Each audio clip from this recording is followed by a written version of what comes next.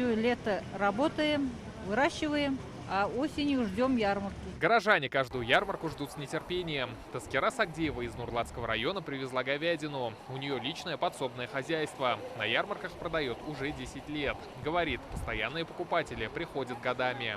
Приедем в Казань и знаем, все эти живы, здоровы, все нормально. И бабушки все те же, и дедушки все те же, все одни и те же покупатели.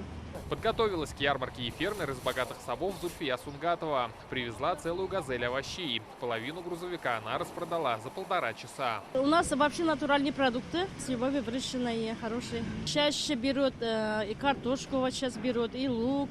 Ярмарки начинают работать с 6 утра, но покупатели приходят раньше. Хорошего товара может всем не хватить.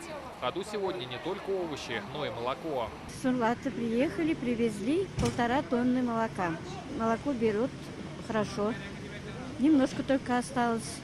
Сейчас все продадим и поедем обратно. Молоко 40 рублей за литр, лук по 22 за килограмм, картофель по 18. Сельскохозяйственная ярмарка как один большой фреш-маркет. На прилавках свежие продукты. В агропромпарк свои товары привезли фермеры из Нурлат, Собов, Мамадыша, Кукмар и Балтасей. Обязательно ходим. И ассортимент больше, чем в обычное, и ценник демократичный. Да я приезжий с Краснодарского края. Первый раз здесь.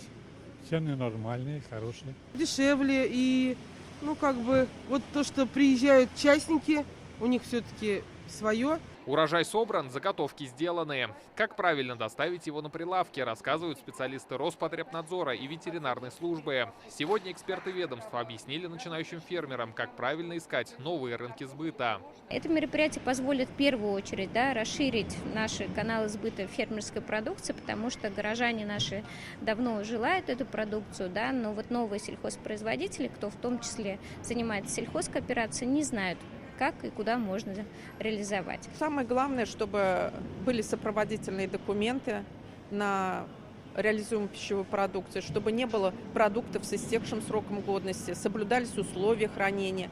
Немаловажно также относиться нужно к вопросам по соблюдению гигиены на торговых местах. Закупаться свежей продукцией по фиксированным ценам можно каждую субботу. Ярмарки продлятся до конца декабря. Рамиль Галиуллин, Данил Филатов, ТНВ, Казань.